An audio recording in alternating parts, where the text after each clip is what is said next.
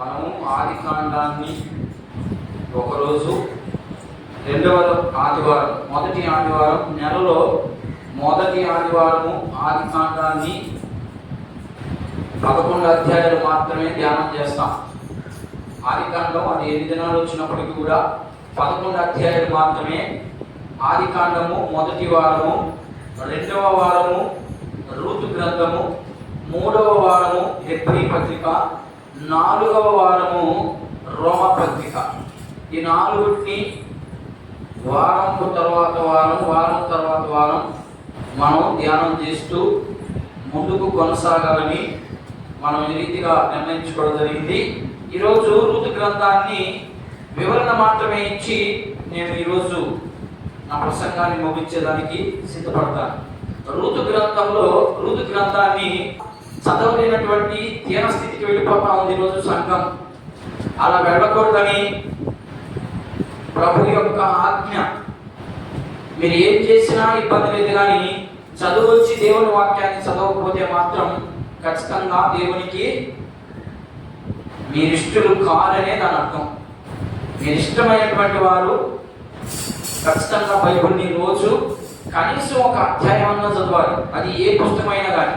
చదువు వచ్చిన వారు, చదువు రాని వారు సంగతి తర్వాత పక్కన పెడదాం. వాడు వినాలి, జాగ్రత్తగా శ్రద్ధగా వాడు వినాలి. ఈరోజు వివరణలోనికి మనం వెళ్తా ఉన్నాం కనుక వివరణ మాత్రమే నేను ఇచ్చి ఈరోజు ముగిస్తాను.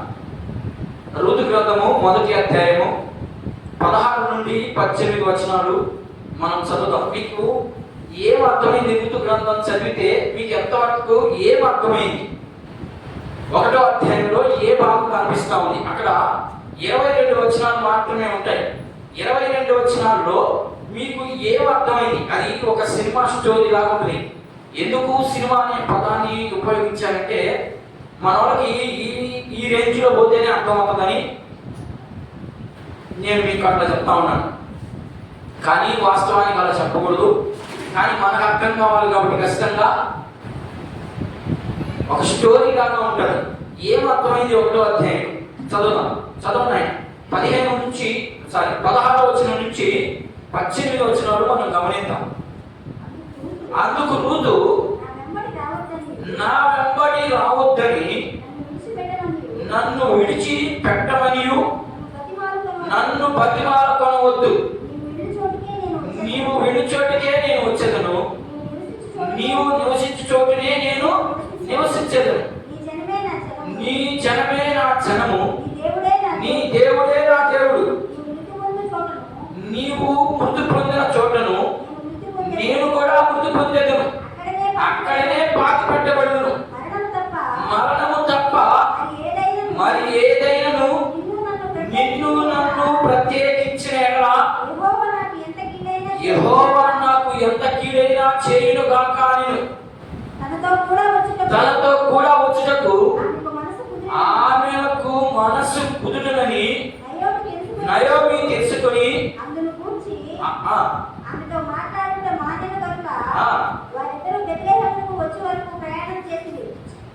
చేసింది. చాలు, చిన్న ప్రార్థన చేసుకుందాం. పరిశుద్ధుడా, మహోన్నతుడా, సర్వాధికారి అయిన దేవా, కూడి వచ్చిన ఇప్పుడందరినీ మీరు జ్ఞాపకం చేసుకొని ఈ దినం మరి నూతనముగా మరి రూతు గ్రంథాన్ని మేము ధ్యానం చేయటకు మీరు చూపిన కృపను బట్టి కృతజ్ఞతాస్తుతులు చెల్లిస్తా ఉన్నాం. దేవా, దీనిలో ఉన్నటువంటి ఆధ్యాత్మికమైనటువంటి విషయాలు మాకు నేర్పించి మమ్మల్ని సర్వసత్యములోనికి నడిపించి యుగ యుగాలు నీతో కూడా ఉండే భాగ్యాన్ని మాకు అనుగ్రహించమని ఈ మనవులు మా కొరకు తిరిగి రానైనా యేసుక్రీస్తు వారి ఉన్నతమైన నామములో ప్రార్థిస్తూ మమ్మల్ని మేము మరుగు చేసుకుని నీ పరిశుద్ధమైనటువంటి వాక్కులతో మాత్రమే మాతో సూటిగా మీరు మాట్లాడమని యేసుక్రీస్తు వారి ఉన్నతమైన నామములో ప్రార్థిస్తున్నాము తండ్రి, ఆమేన్. చదవబడినటువంటి భాగంలో ఏం కనిపిస్తా ఉంది? 3 వచనాల్లో మీకు రూతు గ్రంథము ఎన్ని అధ్యాయాలు కలిగినటువంటి పుస్తకము చూడకుండా చెప్పాలి. రూతు గ్రంథము ఎన్ని అధ్యాయాలు కలిగినటువంటి పుస్తకము? 4 అధ్యాయాలు. ఎన్ని వచనాలు ఉన్నాయి? 84 వచనాలు ఉన్నాయి. మీరు ఇవన్నీ చూడాలి. రూతు గ్రంథము 4 అధ్యాయాలు ఎన్ని వచనాలు ఉన్నాయి అంటే 84 వచనాలు మాత్రమే ఉన్నాయి. ఈ 84 వచనాలని కరెక్ట్ గా 10 రోజుల్లో లేదా 15 నిమిషాల్లో చెప్పేయచ్చు. కానీ ఇది చిన్న పుస్తకమే, కానీ దీంట్లో ఇన్ఫర్మేషన్ చాలా పెద్దది. కాబట్టి ఋతు గ్రంథాన్ని మనం వచ్చిన మనం పరిశీలన చేసుకుంటూ మనం ముందుకి వెళ్తాం. చాలా జాగ్రత్తగా అబ్జర్వేషన్ చేయండి. ఇది చిన్న పుస్తకమే కదా, దీంట్లో ఏముంటుంది అని అనుకుంటారేమో. దీంట్లో ప్రోత్సహించే మాటలు చాలా ఉంటాయి. ఇప్పుడు రూతుకి ఏమొచ్చింది ఇక్కడ? మనం చదవబడినటువంటి వాక్య భాగంలో రూతు ఒక తీర్మానానికి వచ్చింది. ఏంటంటే ఆ తీర్మానం అంటే మనం లోపలికి వెళ్ళినప్పుడు మనం చూద్దాం. అత్తతో కూడా ఉండేదానికి తీర్మానం చేసుకుంది. ఉన్నతమైనటువంటి ఆ యవనమైనటువంటి స్థితిని విడిచి చాలా ఆధ్యాత్మికమైన విషయాలు చాలా కనబడతాయి దీంట్లో. రూతు విషయంలో, రూతు యొక్క గ్రంథంలో అసలు రూతు అనే పేరు ఎక్కడిది? బైబిల్లో నుంచి తీయబడినటువంటి పేరా, లేకపోతే క్రీస్తుకు సంబంధించినటువంటి వంశానికి సంబంధించినటువంటి పేరా? ఇది క్రీస్తుకు సంబంధించినటువంటి పేరు కాదు, ఇది అన్నిటికీ సంబంధించినటువంటి పేరు. కెమోష్ అనే దేవతను ఆరాధించే భక్తులకి ఈ రూతు అని పేరు పెడతారు. జాగ్రత్తగా వినండి. కెమోష్ ఈమె ఎవరు? మోయాబీరాలు, మోయాబీ దేశస్థురాలు. ఈ మోయాబీ దేశస్థురాలు దేవుని యొక్క ఉద్దేశంలో లేదా దేవుని యొక్క కంటి చూపులో ఈ పడింది అంటే ఈమె ఎలాంటి వ్యక్తి ఏంటో మనం ఈ 4 అధ్యాయాలను ధ్యానం చేసేదానికి మనకు అర్థమైపోతుంది. ఈమె ఏ దేవతను ఆరాధిస్తున్నటువంటి వారు? మోయాబీలు. మోయాబీలు ఎవరి సంతానం? ఇవన్నీ మీకు తెలుసుకోవాలి. మోయాబీలు ఎవరి సంతానం? మోయాబీలకి ఈ కెమోష్ అనే దేవతకి ఎలాంటి సంబంధం ఉంది అనే విషయాలు మనము ఋతు గ్రంథాన్ని వచనం ధ్యానం చేసేటప్పుడు మీకు వివరిస్తాను. అర్థమైందా? ఈ ఋతు ఎవరికి సంబంధించినటువంటి వ్యక్తి? మోయాబీ స్త్రీ. మోయాబీలకి ఇంకొక పేరు ఉంది. ఏంటా పేరు? మోయాబీలు ఇంకొక రకంగా కూడా చూస్తారు. కెమోష్ అనే దేవతతో ఆరాధించేవారు ఒకటి. రెండోది, మోయాబీలకి ఇంకొక పేరు ఉంది, చరిత్రలో నిలిచిపోయినటువంటి పేరు. ఏంటా పేరు తెలీదా? వ్యభిచారులు. చాలా అందమైనటువంటి స్త్రీలు ఆ ప్రాంతంలోనే దొరుకుతారు. ఇంకా చుట్టుపక్కల ప్రాంతాలు ఎక్కడ కూడా అంత అందమైన స్త్రీలు అక్కడ దొరకరు. అందుకని మోయాబీలు చాలా అందమైనటువంటి స్త్రీలు. ఇశ్రాయేలు చెడిపోవడానికి బలమైన కారణం ఎవరంటే వీళ్ళే. కాబట్టి వీళ్ళలో నుంచి దేవుడు అద్భుతంగా మరి రూతుని ఎన్నుకోవడం అంటే చాలా విశిష్టమైనటువంటి సంగతి. ఈ సంగతులన్నింటినీ కూడా మనం పరిశీలన చేసుకుంటూ వెళదాం. మొదటిగా ఋతు గ్రంథాన్ని ఎవరు రాశారు? ఋతు గ్రంథాన్ని ఎవరు రాశారు? బైబిల్లో ఏమైనా ఆధారాలు ఉన్నాయా? బైబిల్ మొత్తంలో ఏమైనా ఆధారాలు ఎక్కడైనా ఉన్నాయా? ఎక్కడ కూడా లేవు. మరి లేనప్పుడు ఈ గ్రంథాన్ని ఎవరు రాసింటారు? నేను వివరణలోకి మాత్రమే వెళ్తున్నాను, నేను వివరణ మాత్రమే ఇస్తా ఉన్నాను. వివరణ ఇచ్చి నేను నా ప్రసంగాన్ని ముగించేస్తాను ఈరోజు. అది ఎంత టైం అయినా కూడా 1 గంట కానీ లేదా 11 గంటలు కానీ వివరణ మాత్రమే ఇచ్చి నేను ముగించేస్తాను. బైబిల్లో ఆధారాలు లేవు. ఋతు గ్రంథాన్ని ఎవరు రాశారు అనే దానికి ఆధారాలు కూడా ఎక్కడ కూడా బైబిల్లో లేవు. మరి లేనప్పుడు ఈ పుస్తకాన్ని ఎవరు రాస్తుంటారనేది ఎలా చెప్పగలం మనము? ఇది సమూయేలు భక్తుడు రాశాడనేది ఒక ఉద్దేశం మాత్రమే. ఎందుకని? పెద్దల యొక్క పారంపర్యాచారం అంటే యూదుల యొక్క సిద్ధాంతం, యూదుల యొక్క అన్ని విషయాలు, మతాచారాలు కానీ, వారి అలవాట్లు కానీ, వారి నడవడికి కానీ, వారి యొక్క సిద్ధాంతాలు కానీ అన్నీ తెలిసినటువంటి వ్యక్తి ఆ సమయంలో ఎవరైనా ఉన్నారయ్యా అంటే ఆ వ్యక్తి సమూయేలు మాత్రమే ఉన్నాడు. అంతకు ముందున్నటువంటి వారు చాలా మంది చనిపోయారు. ఎందుకని? యూదా సిద్ధాంతాన్ని లేదా దేవుడు పెట్టినటువంటి సిద్ధాంతం తెలిసినటువంటి వ్యక్తి ఈయన ఒక్కడు మాత్రమే ఉన్నాడు. ఇది సుమారు ఎప్పుడు రాయబడి ఉంటుంది? సుమారు ఎప్పుడు రాయబడి ఉంటుంది? ఆయన సమయలు ఏ ఏ ఏ సంవత్సరంలో ఉన్నాడు? ఎవరి పాలనలో ఉన్నాడు? ఆయనకి ఎవరికైనా గుర్తొస్తా ఉందా? సమయలు భక్తుడు ఎవరి పాలనలో ఉన్నాడు, లేకపోతే ఏ ఏ సంవత్సరానికి సంబంధించినటువంటి వ్యక్తి అయి ఉండొచ్చు. మనం కరెక్ట్గా చెప్పలేం, కానీ కొన్ని విషయాలను బట్టి ఇది ఒక పాలన సంవత్సరంలో ఉండొచ్చు అనే ఉద్దేశం మనకు కనబడాలి. ఎలా మనం చెప్పగలం అంటే, న్యాయాధిపతుల కాలంలో సమయలు భక్తుడు ఉన్నాడు. న్యాయాధిపతులు పరిపాలించే కాలంలో సమయలు భక్తుడు ఉన్నాడు. ఇది న్యాయాధిపతుల పరిపాలనలో మొదటి దశలో ఉండొచ్చు. అంటే మొదటి దశ అంటే ప్రారంభించినటువంటి కొన్ని సంవత్సరాల లోపు జరిగినటువంటి చరిత్రే ఈ రూతు గ్రంథం. ఓకేనా? మొదటి విషయం ఏం చెప్పారు? బైబిల్లో ఎక్కడ కూడా ఆధారాలు లేవు కాబట్టి సమయలే రాశాడు అనడానికి ఆధారం ఇది ఒక్క విషయం మాత్రమే. దీనికి కూడా ఆధారాలు క్లారిటీగా ఇవ్వలేదు. అయ్యుండొచ్చు అంతవరకే. ఖచ్చితంగా ఈయనే రాశాడు అనే దానికి ఆధారాలు ఎక్కడ లేవు. ఆధారాలు కలిగి ఉన్నాయి అంటే ఈ రెండు వచనాలు, అంటే ఈ రెండు భాగాలు. న్యాయాధిపతులు పరిపాలించే సమయంలో సమయలు ఉన్నాడు. ఇది మొదటి కారణం. రెండవ కారణము,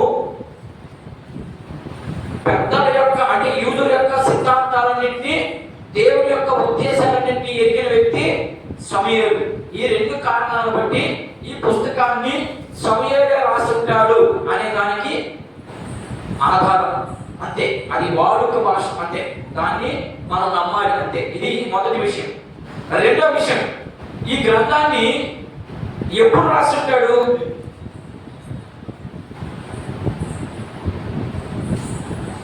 ఏమా? ఈ గ్రంథాన్ని న్యాయాధిపతులు పరిపాలించినటువంటి రోజులు ఎప్పుడు? న్యాయాధిపతులు పరిపాలనలోకి ఎప్పుడు వచ్చారు? ఆదికాండం పుస్తకం ఎవరైనా చదివారా పూర్తిగా? ఆదికాండం పుస్తకం ఎవరైనా పూర్తిగా చదివారా? చదవలేదా? 15వ అధ్యాయం ఏంటి? డైరెక్ట్ గా న్యాయాధిపతులు తర్వాత లేదా న్యాయాధిపతులు లేదా ఇశ్రాయేలు ప్రజలు ఎలా విడిపోతారో దేవుడు ఆదికాండంలోని అబ్రహాముతో చెప్తాడు. 15వ అధ్యాయం ఒకసారి చెప్పి. ఆదికాండము 15వ అధ్యాయం తీసారా? ఆదికాండము 15వ అధ్యాయం 10వ వచనం కానించి ఒక్కసారి, లేదా 11వ వచనం కానించి సార్ చదువుదాం. చదువునా?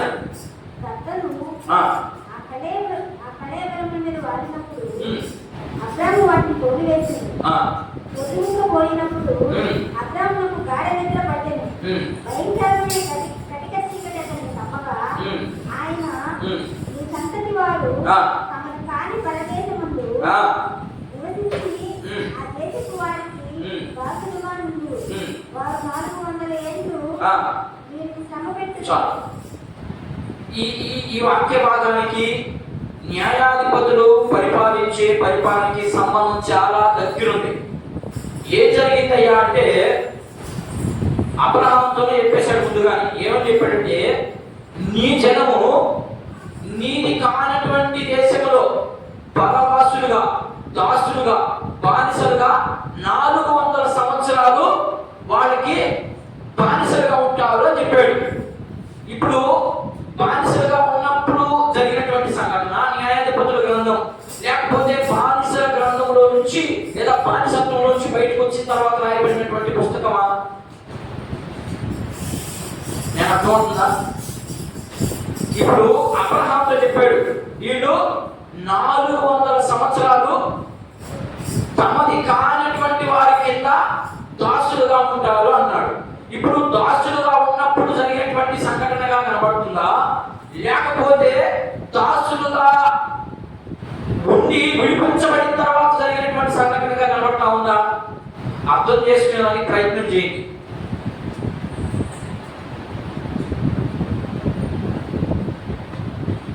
జన్మ జవాబు దొరకలేదా? తమది కాని దేశంలో 400 సంవత్సరాలు ఉంటారు అన్నాడు. అబ్రహాముతో వాగ్దానం చేశాడు. వీళ్ళు 400 సంవత్సరాలు ఉన్నారా? ఉన్నారు కదా, ఫరో చేతిలో ఉన్నారు కదా. ఎందుకు ఆలోచన చేస్తా ఉన్నారు? నిర్గమకాండం అంతా అదే కదా. ఎందుకు ఆలోచన చేయబడుతుంది? మనం బైబిల్ని తెలుసుకోవాలి అంటే ఇలాంటి ప్రశ్నలు వేసుకుంటేనే బైబిల్ మనకు అర్థం అవుతుంది. లేకపోతే మనకేం అర్థం కాదు. ఇప్పుడు న్యాయాధిపతుల గ్రంథము వీళ్ళు నిర్గమకాండంలో బయటకు వచ్చారు. ఆది కాండంలో చెప్పాడు. ఆది కాండంలో వీళ్ళు బందీలుగా వెళ్ళిపోయారు. వెళ్ళిపోయిన తర్వాత నిర్గమకాండము 2వ అధ్యాయంలో స్టార్ట్ అయింది. ఏమని అంటే ఆది కాండము 50 అధ్యాయాలు పూర్తయిన తర్వాత నిర్గమకాండానికి 2వ అధ్యాయానికి ఆది కాండము 50వ అధ్యాయానికి మధ్య 400 సంవత్సరాలు గడిచిపోయినాయి. నాయన సాయి ఉన్నారు మీరు వాళ్ళు గడిచిపోయిన తర్వాత మోషేని ఇప్పుడు ప్రేరేపించాడు. మోషేని ప్రేరేపించి బయటికి తీసుకురమ్మన్నాడు. బయటికి తీసుకొచ్చిన తర్వాత మోషే కాలం పూర్తి అయిపోయింది. అంటే ఎన్ని సంవత్సరాలు తిరిగారు వీళ్ళు అరణ్యంలో? 40 సంవత్సరాలు తిరిగారు. అంటే ఇప్పుడు ఇది న్యాయాధిపతుల గ్రంథము ఎన్ని సంవత్సరాలు ఇప్పుడు చదివి ఉంటుంది ఉరామరిగా? అర్థం కాదు. ఇంకా నేను చెప్పేది మీకు అర్థం కాదు. 400 సంవత్సరాలు ఉన్నారు ఎక్కడ? బానిసత్వంలో. అంతకుముందు అబ్రహాము, నోవాహు వాళ్ళందరూ ఉన్నారు. వాళ్ళ తల్లిదండ్రులు, వాళ్ళ పిల్లలు ఉన్నారు. ఎక్కడి నుంచి? జలప్రలయం జరిగిన దగ్గర నుంచి. మీరు జాగ్రత్తగా వినండి. తీసుకొచ్చడానికి చాలా కారణాలు ఉన్నాయి. అవన్నీ తర్వాత చూద్దాం. వీళ్ళు 40 సంవత్సరాలకి కణానికి మాత్రమే వచ్చారు, కానీ దాంట్లోకి ఎంట్రీ అవ్వలేదు. ఎంట్రీ కాకపోతే ఎవరు చచ్చిపోయారు? ఇక్కడ ఎవరు చచ్చిపోయారమ్మా? తీసుకొచ్చిన వ్యక్తి ఎవరు? మోషే. మోషే ఈ ప్రాంతానికి వచ్చేసరికి చనిపోయాడు. అర్థమైందా? ఇప్పుడు ఎన్ని సంవత్సరాలు అయినాయి? నేను ఈ లెక్క కోసం చెప్పాను. ఎన్ని సంవత్సరాలు అయినాయి? 1340. ఎక్కడ దాకా? మా కణాల దాకా. అంటే ఎన్ని పుస్తకాలు జరిగాయి ఈ మధ్యలో? ఇప్పుడు కణాల దాకా వచ్చారు. బాగుంది. మోషే చనిపోయే సమయానికి కణాన్ని నువ్వు చూస్తావు, కానీ ఇప్పుడు మోషే చచ్చిపోయేసరికి ఎన్ని పుస్తకాలు అయిపోయినాయి? 5 పుస్తకాలు అయిపోయినాయి. అంతే, 5 పుస్తకాలు అయిపోయినాయి. ఏ పుస్తకాలు అయిపోయినాయి? లాస్ట్ పుస్తకం ఏది? ద్వితీయోపదేశకాండం అయిపోయింది. అయిపోయిన తర్వాత వెంటనే ఏ పుస్తకం ఉంది? యెహోషువ. అది అట్లా పుస్తకం వచ్చింది. యెహోషువకి పవర్ ఎప్పుడు వచ్చింది? మోషే చనిపోయిన తర్వాత. అది ఎక్కడ కనబడుతుంది మనకి? యెహోషువ గ్రంథం మొదటి వచ్చిన కానీ కనబడుతుంది మనకి. ఇప్పుడు ఈ యెహోషువ గ్రంథంలో ఏం జరిగింది? యెహోషువ గ్రంథంలో ఏం జరిగింది? ఎన్ని అధ్యాయాలు ఉన్నాయి మొత్తం? ఒకసారి చెప్పండి. యెహోషువ గ్రంథంలో ఎన్ని అధ్యాయాలు ఉన్నాయి? 24 అధ్యాయాలు ఉన్నాయి. మీరు ఏం ఇంకా చూసుకుంటా ఉన్నారు? అవి సండే స్కూల్లో చెప్పిన మాటలవన్నీ. 24 అధ్యాయాల్లో ఏం జరిగిందమ్మా అంటే కణాన్ని ఇంచుమించుగా దగ్గరికి వచ్చాడు. దాంట్లో వాడికి ఇంకా చాలా ప్రాంతం ఉంది. వాడు చుట్టూరు ప్రహరీ ఉంటుంది. ఆ ప్రహరీ చేయించుకొని అవతల లోపలికి వెళ్ళాలి. ఓకేనా? సరే, నేను ఇక్కడికి వెళ్ళను. కానీ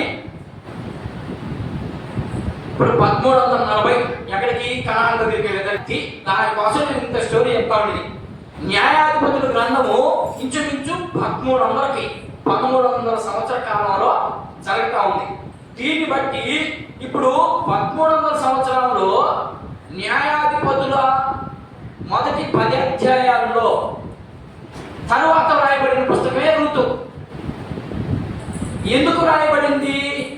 ఇది ఈ అధ్యాయాన్ని కంటిన్యూషన్ చేయొచ్చు కదా. 10 నుంచి అట్లా ఎన్ని అధ్యాయాలు ఎందుకు అక్కడ ఆపేశాడు అంటే దాని వివరణ మనం రూతు పుస్తకంలోనికి పోయినప్పుడు నేను మీకు క్లియర్గా చెప్తాను. ఓకేనా? ఇప్పుడు ఎప్పుడు రాయబడినటువంటి పుస్తకము ఒకసారి మీరు ఉద్దేశంతో చెప్పండి. 1350 నుండి అంటే ఈ 10 అధ్యాయంలో 40 సంవత్సరాలు చేసాం. ఉరామరిక నాయన ఇదేం క్లారిటీ కాదు ఇది. ఉరామరిక ఒకడు 17 అంటాడు, ఒకడు 100 అంటాడు, ఒకడు 70 అంటాడు. డేట్లతో మనకు అవసరం. మనకు ఒక అవగాహనకి ఈ న్యాయాధిపతుల పరిపాలన ఎప్పుడు జరిగి ఉంటుంది అనే దానికి ఉదాహరణకి 1300 సంవత్సరాలకి పైనే కానీ కింద మాత్రం కాదు. 1300 సంవత్సరాలు అంటే 12, 11, 1000 ఇట్లా వారి అడ్డుబాబు కానీ అక్కడ మన దెబ్బ అయిపోతాడు. అర్థమైందా? ఇప్పుడు ఈ 1300 సంవత్సరంలో ఒక 40 సంవత్సరాలు తీసేద్దాం. దీంట్లో 1300లో 40 తీసేస్తే ఎన్నున్నాయమ్మా? 1260 సంవత్సరాలు ఉన్నాయి. అంతేనా? మనం 50 వేస్తున్నాను ఇక్కడ. అంటే 1350 నుండి 1050 మధ్యలో రాసినటువంటి పుస్తకం. అర్థమైందా? 1350 నుండి 1050 ఎందుకు కరెక్ట్గా చెప్తున్నానంటే 1040లో దావీదు పరిపాలన చేస్తా ఉన్నాడు, రాజు అయిపోయాడు ఆయన.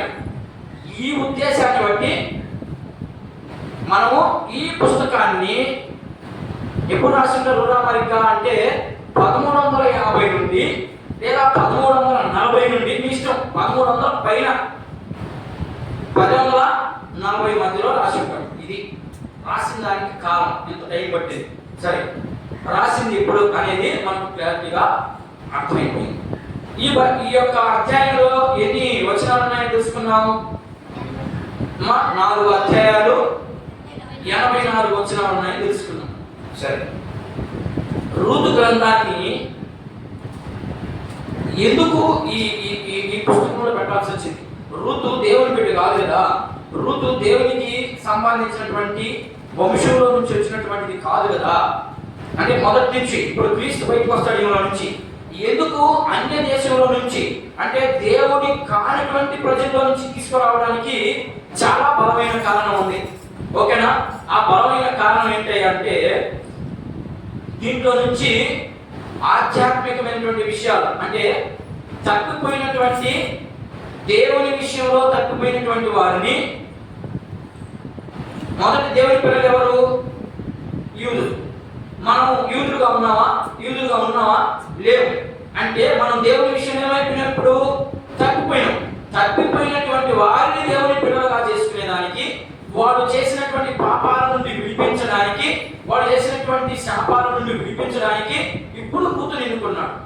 రూతు ఎందుకు చాలా మంది వింటా ఉండండి మీరు, యేసు ప్రభుని చెడిపోయినటువంటి వంశంలో నుంచి వచ్చాడు, వ్యభిచారపు వంశంలో నుంచి వచ్చాడు అని అంటా ఉంటారు చాలా మంది.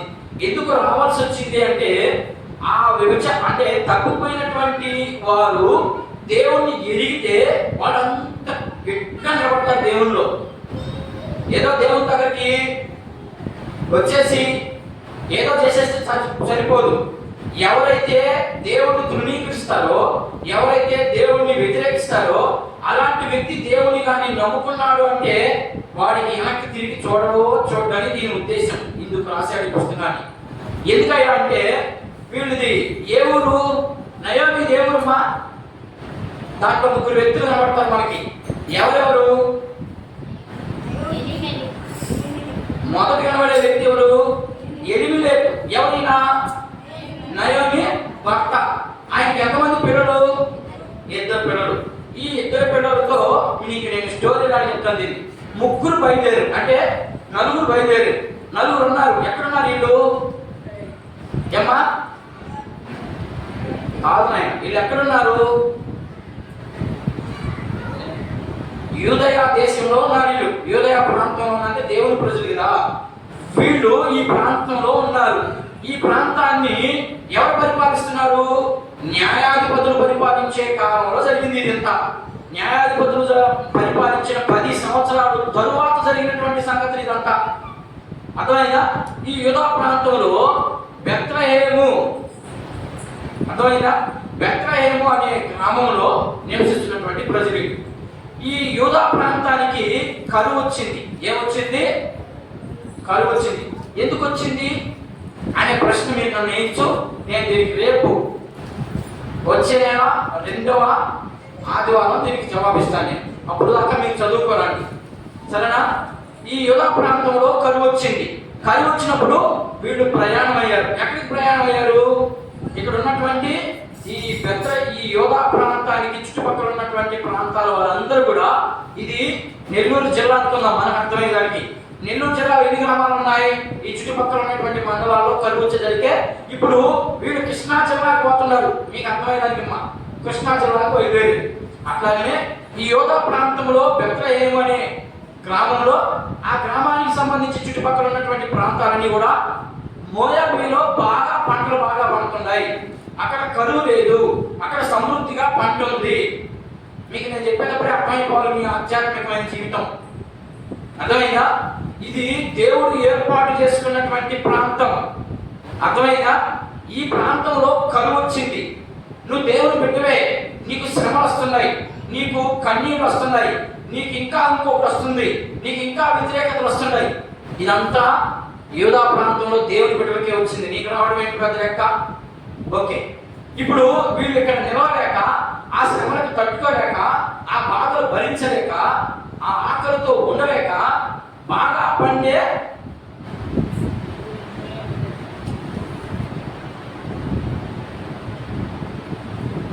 మోయాబు దేశానికి బయలుదేరి. ఇది లోకం. మోయాబులు అంటే లోకస్తులని అర్థం. ఇప్పుడు నువ్వు దేవుని బిడ్డవై ఉండి లోకస్తులాగా నువ్వు చేస్తే ఉంటాడు నీ దగ్గర దేవుడు? ఉండడు. నాకు ఈ విషయం చాలా విషయాలు జాగ్రత్తగా వినాలి. మనమేమో దేవుని ప్రజల పేరుకి లోకస్తులు చేసినంతా మనం కూడా కొన్ని చేస్తాం. ఎప్పుడో ఎక్కడో మిస్టేక్ అవుద్ది. పౌలే చెప్తాడు, కొన్ని విషయాల్లో నేను చేయలేనటువంటి స్థితికి వెళ్ళిపోతున్నాను అంటాడు. అది మనకు తెలిసి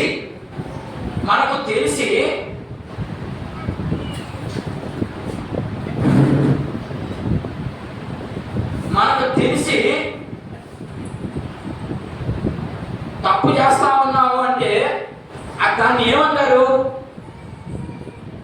ఇక్కడ ఈ ప్రాంతంలో యూదా దేశానికి, దేవుని ప్రజలకి అసలు కరువు వస్తుందా?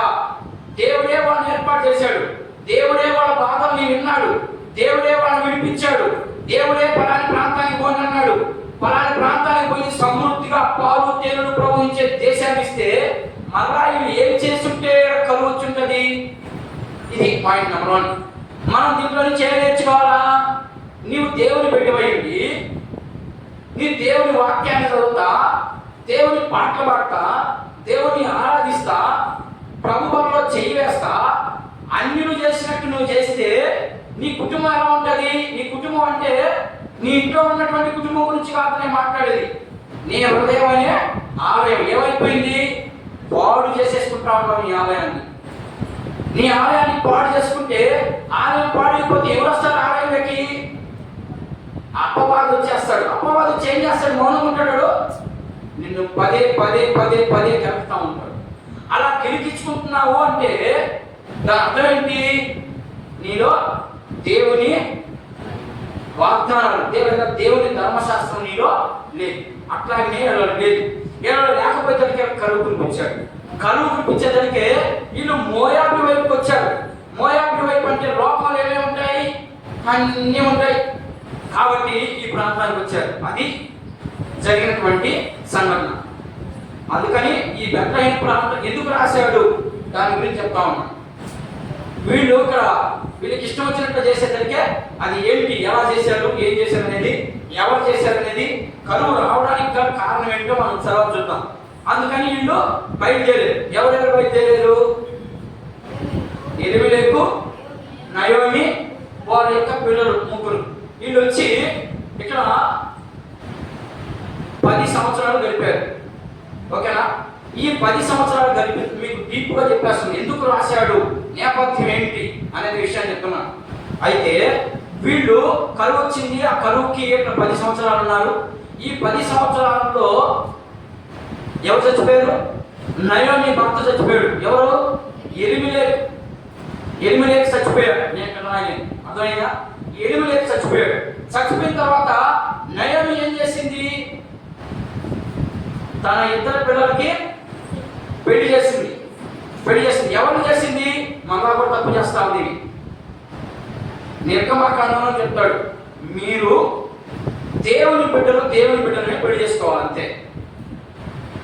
యూదులోనే చేసుకోవాలి. అందుకనే మనం భాషలో చెప్పాలంటే పలాని కులం వారు పలాని కులంలో చేసుకోవాలి. ఇది ఎక్కడి నుంచి వచ్చింది? ఇక్కడ స్టార్ట్ అయింది. దాన్ని అలాగనే కంటిన్యూషన్ చేసుకుంటూ వచ్చేస్తున్నారు. కానీ యేసు ప్రభు వచ్చేసిన తర్వాత దాన్ని గొప్పపారేశాడు. కులాలు లేవు, మతాలు లేవు, మనంతా ఒకటే కులం. ఏం కులం? దేవుని బిడ్డల కులం, అంతే. ఇది మన కులం. ఇది ఇక్కడ యేసు ప్రభు కొట్టేశాడు అనే విషయాలు ఈ మధ్యలో కొంతమంది వచ్చారు, వాళ్ళు చెడగొట్టేశారు. దీన్ని బయటికి తీయలేదు. దాన్ని సమాధి చేసి వాళ్ళు ఇష్టానుసారంగా వాళ్ళు మాట్లాడుతున్నారు. ఇది రెండో విషయం. 10 సంవత్సరాలు అన్నారు. ఇక్కడ మొదటి దాని పేరు ఏం పేరమ్మా? మొదటి దాని పేరు ఓర్ప.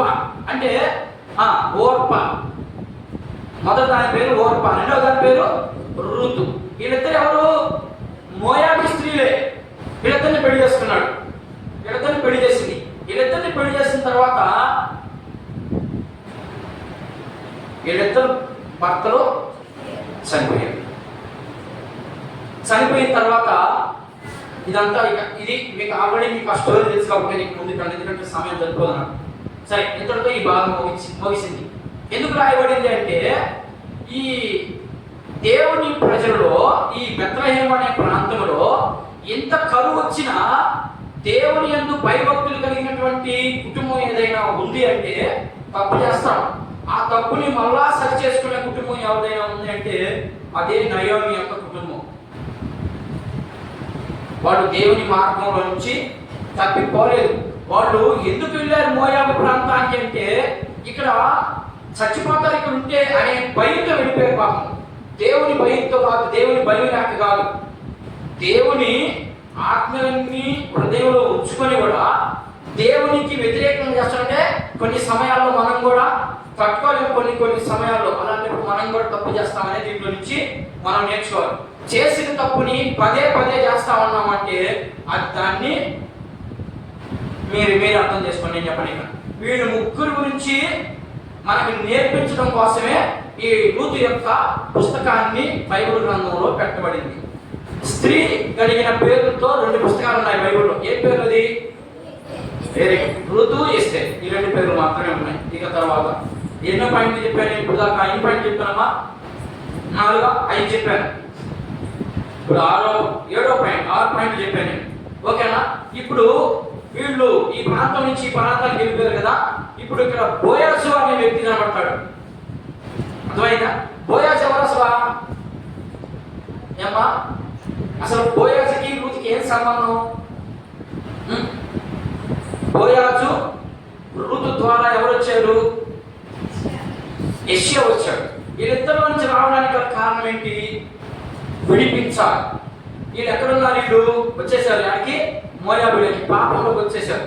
ఇక్కడ అప్పు చేసి ఇక్కడికి వచ్చేసారు. అర్థమైందా? ఇక్కడ నుంచి మళ్ళా వీళ్ళు రిటర్న్ అవుతారు. రిటర్న్ అయినప్పుడు ఇక్కడ వీళ్ళు అప్పు అంతటిని కట్టేదానికి బోయాజును వాడుకున్నాడు దేవుడు. నయోమి ఏం చెప్తుందంటే, నయోమి నీవు మనకు దూరపు బంధువైనటువంటి ఒక వ్యక్తి ఉన్నాడు, ఆయన తప్ప నిన్ను ఎవరు విడిపించలేదు. అంటే ఇక్కడ వాడు కొడుకులుగా ఉంటే ఇక్కడ వీళ్ళు విడిపించేవాడే. కొడుకులు లేరు, చచ్చిపోయారు. ఇప్పుడు వాళ్ళ బాధ్యత, వాళ్ళ భారం అంతా ఎవరు వేసుకోవాలి? వాళ్ళ పిల్లలు వేసుకోవాలి. వాళ్ళకి పిల్లలు లేరు. ఇప్పుడు పిల్లలు లేరు కాబట్టి ఇప్పుడు ఎవరు చేసుకోవాలి? బోయాజు ఎవరు? వాళ్ళ దూరపు బంధువు. ఓకేనా? ఇప్పుడు బోయాజు ఎవరు? ఆధ్యాత్మికంగా మనం నేర్చుకోవాల్సినటువంటి వ్యక్తి. మరి మా బోయాజుని మనం ఎలా పోల్చుకోవాలా?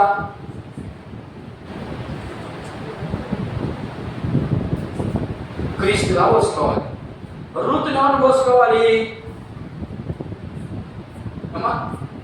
సంఘం లేదా విశ్వాసి. ఓకేనా? ఈవు చేసిన అప్పు వీళ్ళు కట్టి వీళ్ళు విడిపించాలి. ఓకేనా? ఇప్పుడు అలాగే మనం మనుషుడి విశ్వాసి, ఈ విశ్వాసి లేదా విశ్వాసి కూడా కాదు, విశ్వాసి ఎట్లవుతాడు? విశ్వాసం చేసుకున్నప్పుడు నమ్ముకుంటే విశ్వాసం అయిపోయాడు. మన అందరినీ విడిపించేదానికి క్రీస్తు వచ్చాడు ఈ లోకంలోకి. మన పాపాలన్నీ ఎవరు వేసుకున్నారు? క్రీస్తు వేసుకున్నాడు. ఇప్పుడు రూతు చేసినటువంటి లేదా రూతు భర్త చేసినటువంటి అప్పంతా ఎవరు కట్టారు? బోయాజు. చూడండి ఎంత, ఇది చిన్న పుస్తకమే కానీ దీంట్లో చాలా ఇన్ఫర్మేషన్ ఉంది. అర్థమైందా? ఇప్పుడు రూతు నిమిత్తము ఈయన బలైపోయాడు. ఈయన బలైపోవాలి అంటే ఈయనకి కొన్ని హక్కులు ఉండాలి. అర్థమైందా? ఏమేమి హక్కులు ఉండాలి? ఒక 4 పాయింట్లు చెప్పి నేను వచ్చేస్తాను. ఒకే 4 పాయింట్లు చెప్పేసి ఆయనకు ఉండవలసినటువంటి హక్కులు. ఇప్పుడు యేసు ప్రభు మనల్ని విడిపించడానికి కొన్ని హక్కులు కావాలి. ఇప్పుడు బోయాజు కూడా రూతుని విడిపించాలంటే కొన్ని హక్కులు ఉండాలి. ఇప్పుడు ఉదాహరణకి మా భాషలో కొన్ని మాటలు చెప్తాను. నేను కొన్ని మాటలు చెప్పి నేను ముందుకు వెళ్తాను. అయిపోతుంది, తొందరగానే ముగించేస్తానికి సిద్ధపడతాను. అర్థమవుతుందమ్మా? అర్థం కావట్లేదా? అర్థమవుతుంది అనుకుంటానే అనుకుంటున్నా. ఇప్పుడు బోయాజు, రూతు, ఈమె చేసినటువంటి అప్పు ఇక్కడ రాస్తున్నాను. ఇక్కడ ఏం అప్పు చేసింది? రూతు చేసిందా? రూతు చేయలేదు. ఎవరు చేశారు? నయోమి అంటే రూతు యొక్క అత్త చేసింది. అర్థమైందా? ఎందుకు చేసిందంటే ఆ రోజు పరిస్థితి బాగలేక కరువు వచ్చింది కాబట్టి వాడి పొలాలను వాడు ఉన్న పశువులను ఏ ఒకటి తాకట్టు పెట్టి వాళ్ళు జీవనోపాధి కోసం మాత్రమే ఈ ఆస్తిని తాకట్టు పెట్టారు. అర్థమైందా? తాకట్టు పెట్టినప్పుడు ఇదంతా జరిగింది. ఇప్పుడు ఈ అప్పు బోయాజు తీర్చాలంటే బోయాజుకి కొన్ని క్వాలిటీస్ ఉండాలి. ఏమేమి క్వాలిటీస్ ఉండాలి? ఇప్పుడు ఇక్కడ క్రీస్తు అని రాస్తున్నాను, మానవులు అని రాస్తున్నాను. ఇక్కడ విశ్వాస రాయలే, నేను మానవులు అని రాస్తున్నాను. అంటే మనం ఇప్పుడు మనం చేసినటువంటి అప్పు మీకు అర్థమయ్యేదానికైనా ఇది మీకు అర్థం కావడం నేను క్లియర్గా రాస్తున్నాను. మనం చేసినటువంటి అప్పు ఇప్పుడు యేసు ప్రభు ఏ అప్పు చేసే మనము? పాపం. ఒకటి పాపం, ఇంకా అంతకు మించి ఇంకోవద్దు. ఇది ఒకటి చాలు. నిన్ను ఎవరు విడిపించగలడు? నీ బంధువు విడిపించగలరా? లేకపోతే నీ రక్త సంబంధం విడిపించగలరా? కానీ నీ కొడుకు ఏమైనా విడిపిస్తాడు నిన్ను? పోతే పోతాడు మా ఆయన, పోతే పోతుంది మా అమ్మ. నేను అమెరికాకి ఎంత చదువుకునేదానికి వీడు పోతే పోయాను ఇక్కడ. అర్థమైందా? ఇది విడిపించడం అంటారా? కాదు. అలాగే ఇప్పుడు బోయాజుకి కొన్ని ప్రాముఖ్యమైనటువంటి ముఖ్యమైన విషయాలు 4 విషయాలు ఉండాలి. ఏమేమి ఉండాలి? ఈయన అప్పు తీర్చేదానికి ఏముండాలా? ఏమై ఉండాలి? ఈయన అమ్మా అర్థంగా నాకు చెవుడు పెద్దగా చెప్పాలి. మీకు ఇక్కడ క్లియర్గా చూపిస్తాను. మీకు ఆటోమేటిక్ అర్థం. ఇంత క్లియర్గా ఎవరు చెప్తారు మీకు? చూడండి, ఇప్పుడు ఈమె అప్పు తీర్చాలంటే ఈయనకి కొన్ని క్వాలిటీస్ ఉండాలా. ఏమేమి ఉండాలా? మన భాషలో చెప్తాం, బైబిల్ భాషలో వద్దులే, మీ భాషలో చెప్పండి. ఏమేమి ఉండాలి? ఆయనకి అర్థం కావట్లేదని చెప్పేది. అర్థమవుతుంది కదా? మరి ఏమై ఉండాలి? ఈయనకి పెళ్ళై ఉండకూడదు. మొదటిది పెళ్ళి అంటే పెళ్ళ అవ్వకూడదా? పెళ్ళ ఏం చేస్తుంది? నన్ను చూడలేని ముందు నేను పిల్లకాయని చూసుకొని చెప్తుంది. అందుకని ఈయనకి మొదటిగా పెళ్ళై ఉండకూడదు. ఒకటి. రెండోది ఏముండాలా? ఏమ్మా? ధనవంతులై ఉండాలి. Very good. ఒకటి పెళ్ళై ఉండకూడదు, 2 ధనవంతులై ఉండాలి, 3 ఏమై ఉండాలి?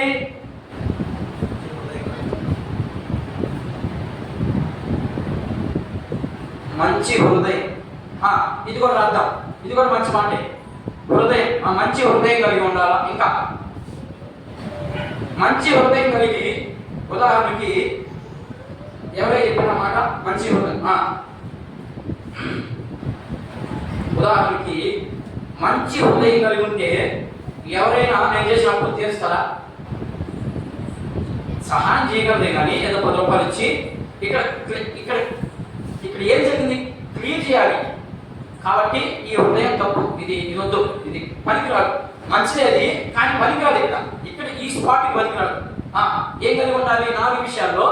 1 పెళ్ళి ఉండకూడదు, 2 ధనవంతులై ఉండాలి, 3 రక్త సంబంధికుడై ఉండాలి. ఇది మెయిన్. దూర బంధువైన ఫలాని రక్త సంబంధి అని చెప్పాలి. ఇక మూడోది ఏమైందావా, ఆయన ఏం చేసుకున్నా ఎవరు అడగకూడదు. అది అంటే వాళ్ళ నాయన అడగకూడదు, అమ్మ అడగకూడదు. ఇది ఇప్పుడు క్రీస్తులో 4 ఉండాలి. ఏముండాలా? మొదటిదే ఇదే పాయింట్ లెక్కేసుకుంటారండి. మన పాపాన్ని విడిపించాలంటే, ఒక మనిషిని పరిశుద్ధులుగా చేయాలి అంటే, ఒక మనిషిని దేవుని యందు లేదా దేవునికి విశ్వాసిగా ఉండాలంటే, ఈయన కూడా కొన్ని క్వాలిటీస్ ఉండాలి. మన పాపాలు విడిపించాలంటే ఏమేమి ఉండాలి? పెళ్ళై ఉండకూడదు. పెళ్ళైన యేసు ప్రభుకి మరి ఒక గుంపు వస్తుంది, వాళ్ళు కూడా ఇదే బైబిల్ పట్టుకొని వస్తాడు. బైబిల్ పట్టుకొని వచ్చి యేసు ప్రభు పెళ్ళయింది అని చెప్తున్నాడు. వింటారా మీరు? ఆయన పరిశుద్ధుడు, ఆయనకి పెళ్ళి అవ్వలేదు. పెళ్ళి అయ్యింది అంటే వాడు పరిశుద్ధులు ఎట్లా అవుతారు? ఈయన లోకంలో మీరు చూసుకోండి, మనం మనలాగా ఆలోచించి వచ్చాం కదా, మరి వాళ్ళు కూడా మనం ఎలా పూజించాము? పరిశుద్ధులుగానే పూజించాము. ఇక్కడ పరిశుద్ధుడు అంటే పాపం నుండి విడిపించాలి అంటే ఏమై ఉండాలి? పరిశుద్ధుడై ఉండాలి. అర్థమైందా? ఈయనకి మొదటి పార్టీ ఇది. ఈయనలో నుంచి మనం నేర్చుకుంటున్నాం. నేను ముగిస్తాను తొందరగా. రెండవది, ధనవంతుడై ఉండాలి. అయ్యున్నాడు ఆయన ధనవంతుడు. ఏ ధనవంతుడై ఉన్నాడు ఆయన? ఇక్కడైతే అప్పు కట్టాడు కాబట్టి ధనవంతుడై ఉండాలి. అర్థమైందా? మరి ఇక్కడ ఏ ధనవంతుడై ఉండాలి? మన వాసన రక్తాన్ని దారపోసే ధనవంతుడై ఉండాలి. అంత రక్తం కావాలి. ఒక మనిషిలో సుమారుగా ఎన్ని కేజీలు, ఎన్ని కిలోలు, లేకపోతే ఎన్ని లీటర్లు రక్తం ఉంటుంది ఒక మనిషిలో? 5 నుంచి 8 లీటర్లు కావాలి. 8 లీటర్లు సరిపోద్దా? ఎందుకంటే ఈ 30 మందికో ఈ 40 మందికో సరిపోద్ది ఈ రక్తం. ప్రపంచాన్ని కలిగాడు అంత ఆయన రక్తం. అందుకని ఆయన ధనవంతుడు. రెండో విషయం. మూడో విషయం, ఇదేముంది? రక్త సంబంధం అయి ఉండాలి. యేసు ప్రభు రక్త సంబంధ ఏమ్మా ఎలా అయ్యాడు? యేసు ప్రభు నీకు ఎలా రక్త సంబంధం అయ్యాడు? యేసు ప్రభు దేవుడుగా ఆయన నీ రక్త సంబంధం ఎలా అయ్యాడు? ఏమ్మా ఎవరికి?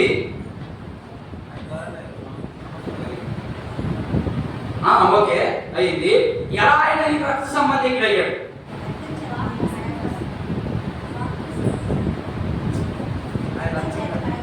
అమ్మా ఓకే, ఆయన రక్తం చేత కడగబడ్డావు. ఎలా ఆయన నీకు బంధువు అయ్యాడు? ఇక్కడ ఏం జరుగుతా ఉంది? రూతు నిలిపించాలంటే రక్త సంబంధికుడు అయినాడు.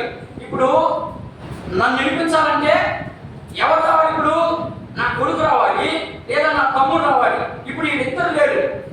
ఓకేనా? ఇప్పుడు ఎవరు రావాలి? నా కొడుకు లేడు, నా తమ్ముడు లేడు. ఇప్పుడు ఎవరు రావాలి నన్ను నిలిపించడానికి? అమ్మా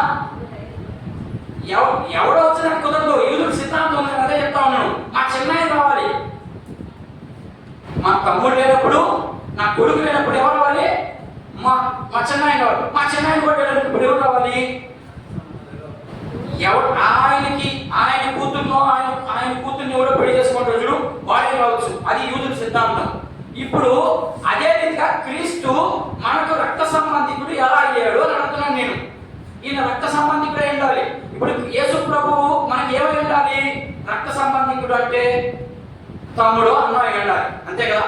నా రక్త సంబంధికి అంటే నా తమ్ముడు లేకపోతే నా కొడుకు అనే దానికి ఛాన్సెస్ లేవు, ఎందుకంటే ఆయన పరిశుద్ధుడు కాబట్టి.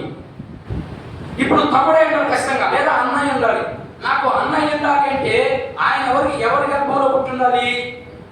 నా తల్లి గర్భంలో పుట్టుండాలి. నా తల్లి ఎవరై ఉండాలి? అందరికి తల్లి ఉండాలి. ఎవరని? అవ్వ. అవ్వమ్మ, అవ్వ అందరికి తల్లి. చదవలేదు ఈ వాటిని, అది కానుంది కదా. ఇప్పుడు అవ్వల నుంచి ఎవరు వచ్చాడు? యేసు ప్రభు వచ్చాడు కదా, అవ్వల నుంచే కదా వచ్చింది. అంటే ఇప్పుడు ఈయన ఏమయ్యాడు మనకి? ఏమా రక్త సంబంధికుడు అయ్యాడు, ప్లస్ అన్న అయ్యాడు. మనకంటే ముందు పుట్టాడు కాబట్టి అన్న అయ్యాడు. ఇప్పుడు విడిపిస్తున్నాడు. అర్థమైంది అనుకోండి. ఇప్పుడు విడిపించేదానికి రక్త సంబంధికుడు అయ్యాడు. ఈ 3 విషయాలు చేశారు. ఇక్కడ నాలుగోది ఏంటి?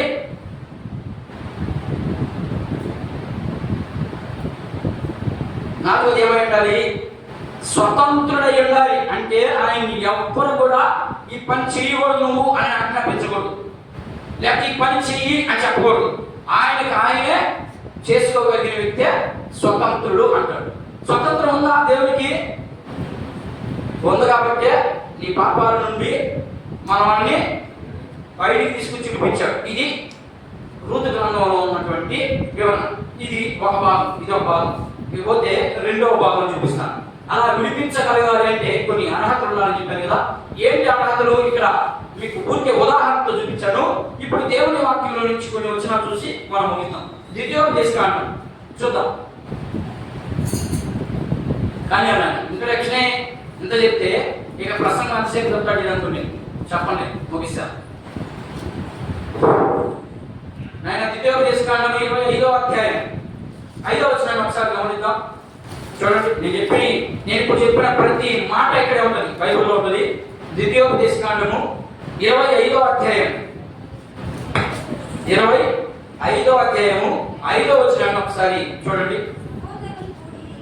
సహోదరులు కూడి నివసించుచుండగా వారిలో ఒకడు సంతానం లేక చనిపోయిన వారి భార్యని ఏం చెప్తుంది ఇక్కడ? ఇప్పుడు రూతుకి ఏమైంది? రూతుకి ఏం జరిగింది? భర్త చచ్చిపోయాడు కాబట్టి ఇప్పుడు నయోమి ఎవరు? దేవుని బిడ్డ. నయోమి దేవుని బిడ్డ. దేవుని బిడ్డ ఇప్పుడు ఎవరికి? దేవుని బిడ్డ కుమారుడు చచ్చిపోయాడు. ఇప్పుడు ఆమె ఏం చేయాలా? అర్థం కాదు. అర్థం చేసుకోవడం నేను చాలా క్లియర్గా చెప్తున్నాను. నేను అనుకుంటున్నా మరి మీకు అర్థం అవుతుందో అర్థం కావట్లేదో నాకు తెలియడం లేదు.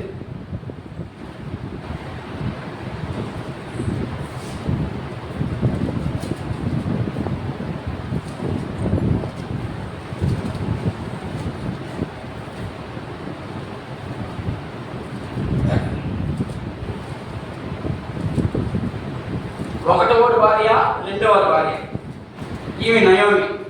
ఈ గీత చక్కగా వస్తుంది అనుకోండి, అర్థమైందా? ఇప్పుడు ఈ భర్త చచ్చిపోయాడు, ఈమె దేవుని బిడ్డ. ఇప్పుడు మనం చదవబడిన వాక్యం ఏముంది? దేవుని బిడ్డనే పెళ్లి చేసుకోవాలి, అన్యుడిని చేసుకోకూడదు. అన్యుడిని చేసుకుంటే ఏమవుతుంది? శాపం వస్తుంది. ఇప్పుడు వీళ్ళిద్దరికి భర్తలు చచ్చిపోయారు. నయోమికి ఇంకొక కుమారుడు ఉంటే, అంటే మూడోవాడు, అంటే ఇద్దరు ఉన్నారు కదా, మూడోవాడు ఉంటే వాడికి పెళ్లి కాకపోతే వాడు మాత్రమే చేసుకోవాలి. ఇద్దరిని కుదరదా? ఎందుకు కుదరదు? ఏమవుతారు వీళ్ళిద్దరు ఏమవుతారు? వీడికి వదిలి పెళ్లి చేసుకుంటున్నాడు కన్నా. కానీ యూదులకు ఒక సిద్ధాంతం ఉంది, ఖచ్చితంగా వాడినే చేసుకోవాలి. అర్థమైందా? ఒకవేళ వీడి భార్య చచ్చిపోయిందనుకో, వీళ్ళిద్దరికి పెళ్లి కాకపోతే పెళ్లి అయితే కుదరదు వల్ల. ఒకవేళ పెళ్ళి ఉన్నా మరిది ధర్మం జరిగించి, ఎక్కడ చూస్తాం ఈ మాటని? ఆది కాండంలో చూస్తాం, అవును కదా. మరిది ధర్మం జరిగించి ఆయన పేరేంటే మత్తయి సువార్త ఉంటుంది. అని పేరు ఒకసారి చూస్తాం, పేరు మర్చిపోయాను నేను. మత్తయి సువార్త మొదట్లోనే ఉంటుంది. ఆ పేరు ఏదో వస్తుంది. ఆ పేరు తామార్కి పిల్లలకి పుట్టారు. తామారు భర్త చచ్చిపోతాడు కదా. తామారు భర్త చచ్చిపోయినప్పుడు తామారుకి సంబంధించి పిల్లలు లేరు. తామారు మామ దగ్గరికి వెళ్తుంది. ఎక్కడ పోద్ది? మారు వేషం వేసుకొని వేశ్యలాగా పోద్ది. అది వాళ్ళ చట్టం, వాళ్ళకి యూదులకు ఉన్నటువంటి చట్టం. అది ఆ చట్టాన్ని వ్యతిరేకిస్తే భయంకరమైనటువంటి శిక్ష వాళ్ళకి. అందుకని ఇప్పుడు వీళ్ళిద్దరిని ఎవరు పెళ్లి చేసుకోవాలా? మరిది పెళ్లి చేసుకోవడం అంటే ధర్మం జరిగించి పిల్లలు పుడితే ఈ పిల్లలు ఎవరికి పుట్టినట్టు? ఇప్పుడు వీడికి పుట్టినట్టు కాదు, మళ్ళీ రక్తమిస్ అవుతుంది. ఓకేనా? ఈయన భర్తకి, అంటే ఈ భార్య రెండవ అంటే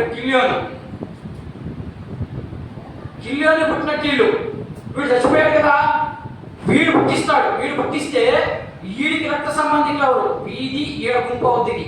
ఇప్పుడు బాగా అర్థమైంది అనుకోండి. ఓకేనా? అది ఇప్పుడు జరుగుతుంది. నేనేం చెప్తున్నాను మీకు, రక్త సంబంధికి మాత్రమే చేసుకోవాలి. అలాంటి రక్త సంబంధి ఎవరయ్యా అంటే బోయాజు. ఈ వ్యక్తిలో నుంచి బోయాజు వచ్చాడు. బోయాజు దూరపు బంధువు నయోమికి. ఇది దేవుని బిడ్డ. వీళ్ళిద్దరు మాత్రము అన్నిటికి సంబంధించినటువంటి పిల్లలు. మీకు అర్థమైందన్నమాట. మొదటి వచ్చిన చదివాను నేను 25 చదివారా? చదువు. నేను 25 పూర్తి చదువు.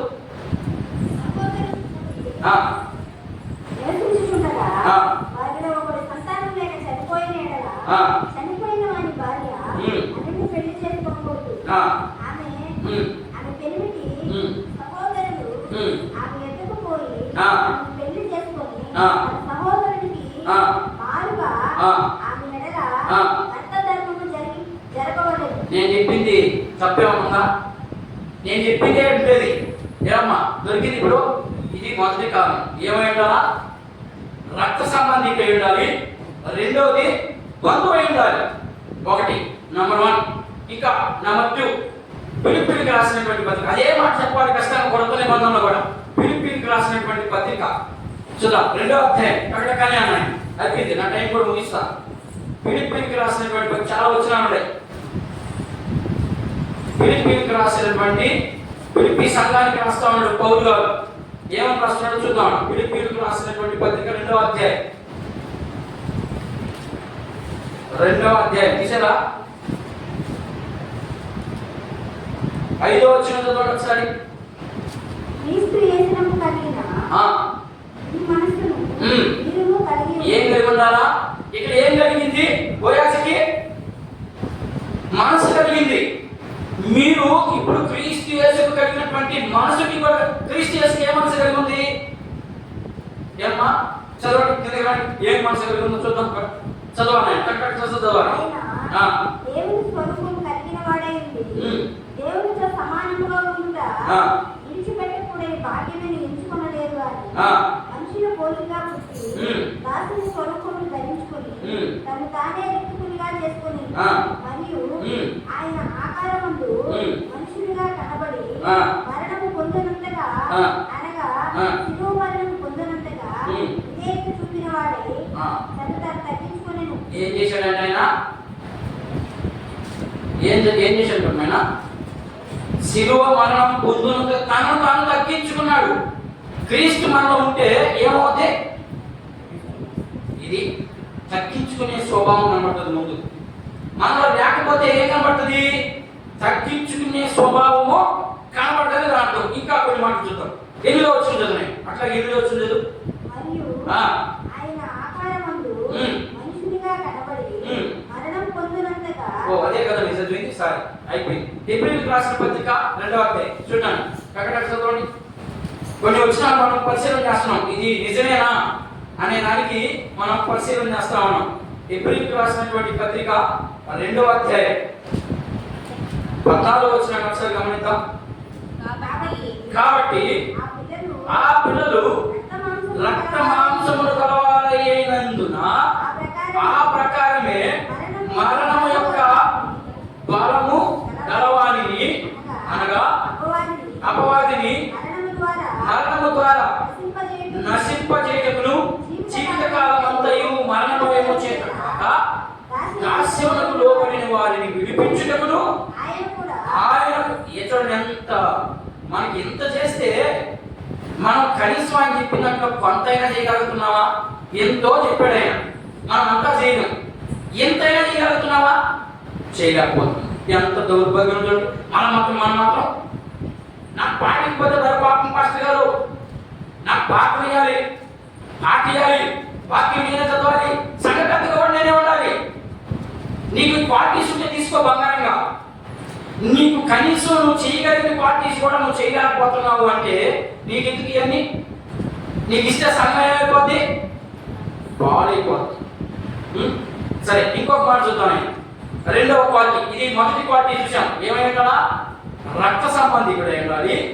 ఆయన విడిపించేదానికి విధేయత కలిగినటువంటి వ్యక్తి ఉండాలి. నిన్ను విడిపించాలి అంటే అతను నష్టపోయినా మౌనంగా ఉండగలిగే కెపాసిటీ ఆయనలో ఉండాలి.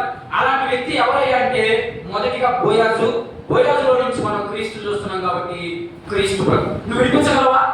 ఎవరైనా బాధలు పడుతుంటే ఏదైనా సహాయం చేయగలవా? వాడికి ఇంకా బోర్ నష్టమయ్యి అంటావు. అలాంటి స్వభావం కలిగినటువంటి మనం ఎలా క్రీస్తుని ధరించుకున్నాం, ఎలా క్రీస్తుని ఆరాధించగలుగుతున్నాం, ఎలా ప్రభువులో చెయ్యి వేయగలుగుతున్నాం ఒకసారి మనం పరిశీలన చేసుకున్నాం. రెండవ పార్టీ ఆయనకు ఉండవలసినటువంటి రెండవ పార్టీ, అతనికి రక్షణ క్రయతం ఇవ్వగలిగే అర్హత ఉండాలి. ఎవరికైనా ఒక మాట చెప్పాలి అంటే ముందు నువ్వు క్రియ కలిగి ఉండాలి. నువ్వు చెప్పగలిగితేనే నీకు అర్హత. ఉదాహరణకి పాట పాడాలి, దానికి ఒక అర్హత ఉండాలి. అర్హత లేకుండా పుష్టించుకొని ఓ పడేసుకుని చెప్పొద్దా, ఇలా పాడేస్తేవి ఆడ పోయి నీ నోటికి వచ్చినట్టు పాడుతుంటివి, మన బుద్ధులు పాడుతుంటివి. దాన్ని అర్హత కోల్పోయినటువంటి వారు అని చెప్తుంది ఇక్కడ దేవుని వాక్యం. చూద్దాం ఆయన దానికి సంబంధించినటువంటి 2 వచనాలు చూద్దాం. ఋతు గ్రంథం 3:11 ఉన్నాయి. ఋతు గ్రంథము 3:11 చదవాలి ఆయన. ఇక్కడ 2 వచనాలు తర్వాత నేను చక్కగా ముగించేస్తాను. కాబట్టి నా కుమారుని భయపడకుము, నేను చెప్పినదంతయు నీకు చేసేదను. ఏం చెప్పిందామి? నా కుమారి నువ్వు భయపడొద్దు. ఏం చెప్పాడు ఇప్పుడు? పెళ్లి కుమారుడు మనకి ఇక్కడ బోయాస్ మాట్లాడుతున్నాడు అక్కడ ఋతుతో. ఇప్పుడు యేసు ప్రభు మాట్లాడుతున్నాడు మనతో. ఏం మాట్లాడాడు? సంగమా, నేను చెప్పింది చేయండి, మీకు వాస్తవం నేను ఏం చేయాలనో నాకు తెలుసు. ఇక్కడ బోయాస్ ఏం చెప్తున్నాడు? నా కుమారి నీ సంగతి అంతా నాకు తెలుసు, నీకు ఏం చేయాలనో నాకు తెలుసు, నువ్వు భయపడొద్దు. నీ అప్పటి నుంచి నువ్వు భయపడొద్దు. నేను ఎవరు సాకుతారని నువ్వు భయపడొద్దు, నేనున్నాను నువ్వు సాకేదానికి. ఇప్పుడు యేసు ప్రభు కూడా మనకు భరోసా ఇచ్చి పంపించాడు ఈ లోకానికి. ఏమని? నా కుమారులారా, నా కుమార్తెలారా, నా మాటలు వినండి, నాకు లోబడండి, అప్పుడు మీరు ఏమై ఉండాలనో ఎక్కడున్నానో నేను సిద్ధపరుస్తా. మీరుగా సిద్ధపరచుకునేది. సిద్ధపడుతున్నా మనం? లేదు, సిద్ధపడటం లేదు. ఇది 3వ విషయం. నాయన మత్తయి సువార్త 20వ అధ్యాయం, మత్తయి రాసినటువంటి సువార్త 20వ అధ్యాయం 28వ వచనం. దీన్ని టక్క తీయాలి. మత్తయి రాసినటువంటి శుభవార్త. అలాగే మనిషి కుమారుడు ఏం చెప్పాడట? ఇక్కడ ఏమో బోయాస్ ఏం చెప్పాడు? కుమారుడు నువ్వు భయపడదు అన్నాడు. ఇక్కడ యేసు ప్రభు ఏం చెప్తున్నాడంటే చదవండి. అలాగే ఎలాగా? బోయాస్ చెప్పినలాగనే అలాగా మనిషి కుమారుడు నీ దగ్గరికి ఏటుకొచ్చాడు. ఆయన ఏటుకొచ్చాడు? పని చేయించుకునేదానికి రాలేదు, పని చేసేదానికి వచ్చాడు ఆయన. మరి నువ్వు ఆయన చేత పని చేయించుకొని నువ్వు పని చేయకపోతే ఆయన బిడ్డమైంది, నువ్వు కూడా పని చేయాలి కదా కష్టంగా. మరి చేయగలుగుతున్నావా? లేదు. చేయలేనటువంటి వారు ఆయన బిడ్డకు అవుతారు. ఏమా? చేయలేనటువంటి వారిని వారి పాపాల నుండి ఎట్లా విడిపించగలడు? ఏం చెప్తున్నాడు బోయాసు? నా కుమారుని భయపడద్దు. ఎందుకని? నీవు దేవుని ఆజ్ఞకి లోబడ్డావు. నీతో పాటు వచ్చింది ఏం చేసింది? మధ్యలోకి వచ్చి వెనక్కి తిరిగి వెళ్ళింది. నువ్వు మాత్రం నన్ను వెంబడిస్తున్నావు. నీకు కష్టం వచ్చింది, నీకు భోజనం లేదు, నువ్వు ఎన్ని దినాలు అన్నం లేకుండా పడుకున్నావు. అందులో మీ అత్తకు లోబడ్డావు. మీ అత్త జనమే నీ జనం అన్నారు. అర్థమైందా? మీ అత్త చేసిన అప్పుకు నువ్వే కట్టాలన్నావు. ఎట్ట కట్టావు? పని పోయి కట్టాలి. దేవుడు చూశాడు ఇదంతా. ఋతు విషయం ఇదంతా చూసి ఋతుకి ముందు ఏమొచ్చింది?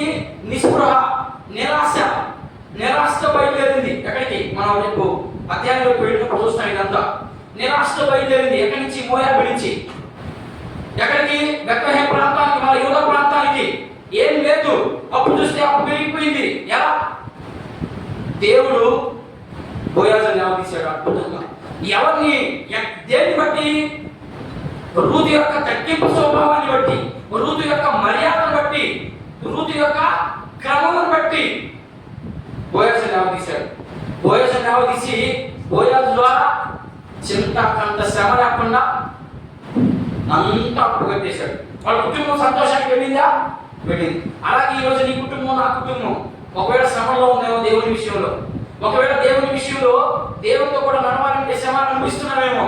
కానీ ఒక రోజు ఉంది, నీ భర్త నేను అవమానపరిచిన, నీ భార్య నేను లెక్క చేయకపోయినా ప్రభు నేను లెక్క చేస్తాను. ఈ ఒక్క విషయం అసలు పెట్టుకుని ముందు కొనసాగిపోవడం అంతే. ఇక్కడ జరిగింది అదే. ఋతుకి ఎన్నో అవమానాలు, ఎన్నో మాట్లాడుతున్నా. పెళ్లి కాకుండా ఒక ఆడ ఉందంటే ఇక ఏమైనా చెప్పగలమా ఈ లోకంలో? ఏం చెప్పలేం. మనమే పోయి మాట్లాడతాం. ఎవరు? యేసు ప్రభువును నమ్ముకున్నటువంటి వారే పోయి వాళ్ళ గురించి ఎంత తీరి చెప్తాం. అంతా ఇంత చెప్పం. ఒక్కటే ఉందంటే అన్నిటికీ ఓర్చుకొని ఉంది. ఓర్చుకొని వ్యవసాయం చేస్తూ ఉంది. దేవుని వైపు చూస్తా ఉంది. మరి నువ్వు నేను ఎవరి వైపు చూస్తున్నావు ఈరోజు? దేవుని విశ్వాసం, దేవుని వైపు చూస్తే కదా నువ్వు అంచేవరికే మోయాబు దేశం ప్రకారం చూస్తున్నావు, లోకం వైపు చూస్తున్నావు. అలాంటి చూపుల్లో చూస్తే ఇబ్బంది పడతామని చెప్తా ఉన్నాడు ఇక్కడ. ఇంకా ఆయన ఇంకొక విషయం చూద్దాం. ఆయన ఇంకొక విషయం ఏంటంటే యోహాను సువార్త 10వ అధ్యాయం, యోహాను సువార్త 10వ అధ్యాయం 15వ వచనం చదువు. ఎక్కడెక్కడ చదువు? ఒకరు హెబ్రీయులకు రాసిన పత్రిక తీసి పెట్టండి. తండ్రి ఏంటంట? తండ్రి నన్ను ఎలాగ ఎరిగి ఉన్నావో నేను కూడా తండ్రిని అలాగే ఎరిగి ఉన్నాను. అబ్బా, ఎంత మంచి మాట! గొర్రెలు మనమే. తండ్రి నువ్వు నన్ను ఎలాగ ఎరిగి ఉన్నావో నేను కూడా నా కోసం జీవించే బిడ్డల్ని నేను కూడా ఎరుగున్నా. ఇప్పుడు ఎవరు ఎరుగున్నాడు ఇక్కడ ఈ భాగంలో? రూతుని ఎరిగి ఉన్నాడు ఆయన. రూతుని నయోమి దగ్గర ఎరిగి ఉన్నాడు. నయోమి ఏమనుకుంది? భర్త చచ్చిపోతున్నానే, అయ్యో నాకు దేవుడు విరోధి అయిపోయాడు, దేవుడికి నేను పాపం చేశాను అనుకున్నదా? అలాగే దేవుడు నా భర్తను తీసేసుకున్నాడు, దేవుడికి నేను వ్యతిరేకం అయిపోయాను అని అనుకున్న మనసులో అనుకుని బయటకి చెప్పలేదు. ఆ పేరు నయోమి అంటే అర్థం మధురం. నయోమి అంటే అర్థం మధురం, అంటే తీయనటువంటిది. అంత తీయనటువంటి స్వభావం ఉందా? లేదు, అంతా చేదు అనుకునే జీవితం అంతా చేదే. మరి దేవుడు ఈరోజు యేసు ప్రభువుని నమ్ముకున్న వారికి జీవితం అంతా చేదుగానే ఉన్నది. ఈ చేదు అనుభవం ఎందుకయ్యా నేనంటే నీకు అనుభవం రావాలి. నువ్వు దేవునితో కూడా ఉండేదానికి ఇది ఒక అనుభవం. పరలోక రాజ్యంలో అంతా తీర్పే. నీకు చేదే కనపడదు అక్కడ. ఎక్కడ చేదు అనిపిస్తే అక్కడ తీర్పు కనపడుతుంది, ఎక్కడ తీర్పు అనిపిస్తే నీకు చేదు కనపడుతుంది అక్కడ. అలా ఉండబోతుంది జీవితం అని చెప్తా ఉన్నాను.